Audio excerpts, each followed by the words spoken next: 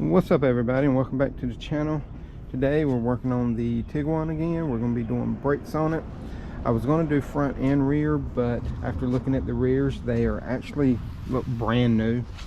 I got it jacked up still, and I'm going to show them to you. I don't know how well you can see down in there. Let me get a flashlight.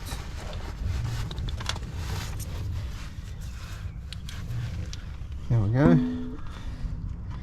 If you look down in there, those are pretty much brand new pads, and feels like they surfaced the rotors or either changed them. I'm guessing they changed them because it's rusted right here. So, and normally brand new rotors tend to rust easier than like the factory ones, but you can tell that they put the pin back in and all that stuff. So we're not going to be doing the rear rotors, and I got the parts to do it. Whenever we get ready to do that, I will show that and show you how to do it, because you do need to release the parking brake mechanism on these. But like I said, that'll be for the next video on the rear brakes. So I'm just going to show you how to do the front brakes on this, because it does use an Allen socket. It's got like a little retainer clips on them, and then I'll give you the torque specs. But let me go ahead and put this tire back on, and once I get the tire off on the front, we'll come back and I'll show you everything. Okay, so we have the tire off now, and if you look, they have these big retainer clips right here on there. You can just use a screwdriver and pop them off, and you can do it about any way you want to. They come off fairly easy, so you don't need to worry about that. There's that. Then you're going to have a torque spit holding the actual rotor on. And that came out really easy.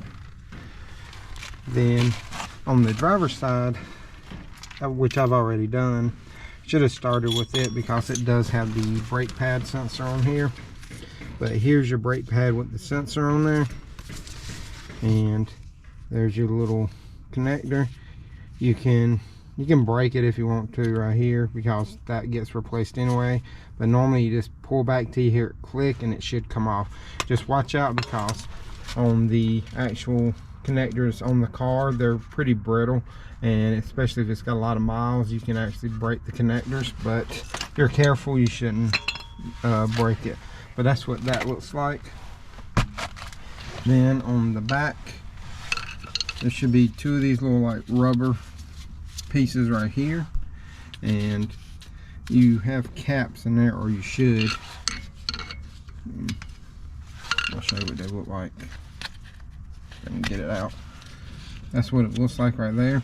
And inside of that will be the mounting bolts for your caliper, and like I said, those should be a 7mm.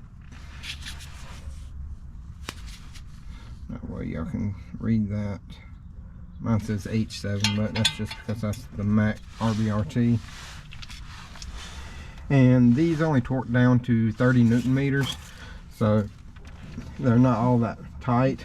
But I'm going to go ahead and take both of these off real quick, and then once I get them off and get the caliper laid up here, I'll come back and show what the caliper bracket looks like and how you take that off. You got the caliper off.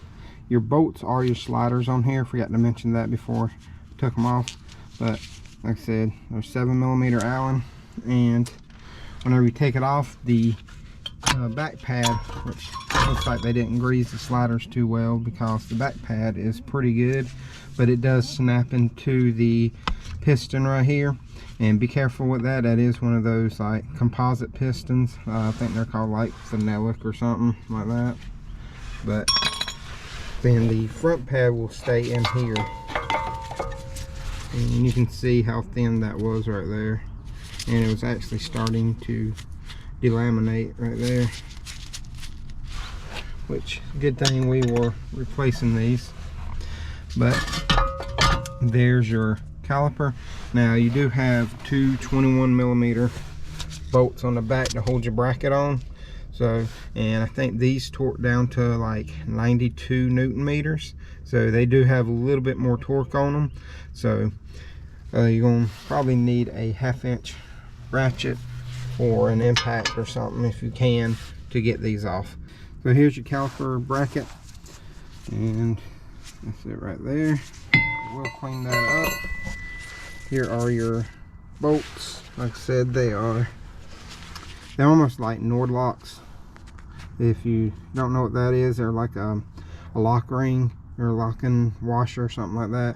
They interlock, but they got these little ribs on it just like those do, and it helps hold them in really good. And a lot of times whenever you do this, they don't put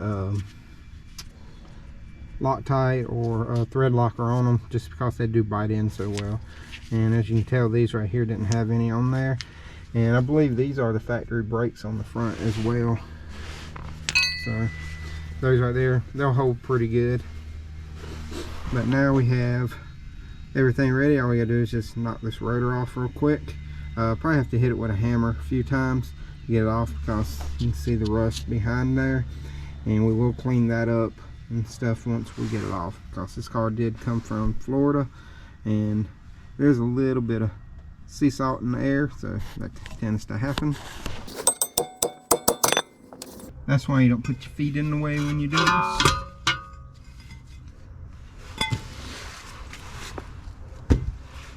So yeah, got some rust on it right there. So I'm gonna get some Scotch-Brite, clean this up real quick, and then I'll show you the part numbers for the rotor and the pads. Alright, here are the pads. These are import direct. We got them from O'Reilly, not a sponsor. But here are the pads and the part number, 213-1375. And these do have the new retainer clip with them. And they do have the break-in compound on these. So just like I said, remember this right here always goes against the piston, because it does interlock into the piston, and that right there just sits on the caliper bracket. And let me get you part number for the rotor. Here's your rotors right here. Part number 98-0383R.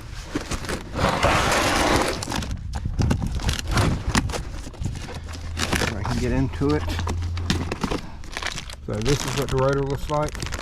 It is coated. I can't pull it out with one hand just yet, but whenever I get ready to put everything back on, I'll show it to you, and I'm going to show you how I compress the piston in real quick too, because these are press-in pistons. You don't have any special tools you need for the front. The rears are a little different, but like I said, we will get to that whenever we get to the rear brakes on this, whenever they need it. So this is how I got it set up. I got one of the old brake pads in here against the piston, and I got a C-clamp. I know they make piston compressors and stuff, but this right here works just as well. And all you gotta do is just squeeze it until it bottoms out. But like I said, be careful. These are the composite pistons, and if you tighten it too much, you will crack that piston and start leaking fluid. So once you feel it bottom out, stop right there and you should be good to go. So I wasn't able to film it just because of how high it was on the car, but if you look, that's as far in as it goes right there. If you go any further, you will crack this piston, and it is easy to do because it is a hollow piston.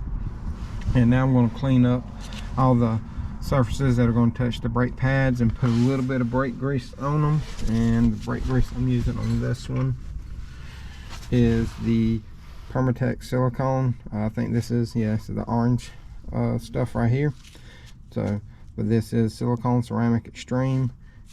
So I'm going to use that right there. Put a little bit on these areas, a little bit on the pad, and then I'm going to grease up my bolts / sliders. So I got the pad in the caliper now, and if you notice, I put a little bit of brake grease on the corners of these right here. That's just where they slide on the actual bracket. I went ahead and put the rotor on and put the bracket on. Like I said, bracket torques to 92 Newton meters, and the caliper torques to 30 Newton meters. I'm going to go to 33 just because that's as low as my torque wrench will go. I don't have a 1/4 inch torque wrench at the moment, but 3 Newton meters over isn't really going to hurt anything. But I am going to wipe that off of the face of that pad before we put that back on. So here's one of the slider pins. I did clean it off with some brake cleaner and a rag to get all the old stuff off if there was any on there, and then I put new brake grease on there. I'm going to go ahead and slide them into the caliper a little bit, just like that. I'm going to do the same thing with the back one, then we'll put it onto the bracket. Now I'm going to torque them down.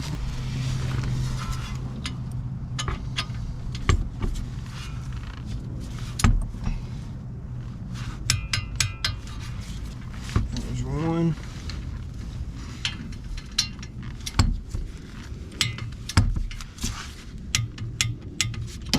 Let's go back over them just to double check. There we go. And there you go. New brakes and rotors on the front of a Volkswagen Tiguan 2011 SE model. But if I left out anything, let me know in the comment section, or if you just want to say something about the video, whatever, I'll get to it as soon as I can.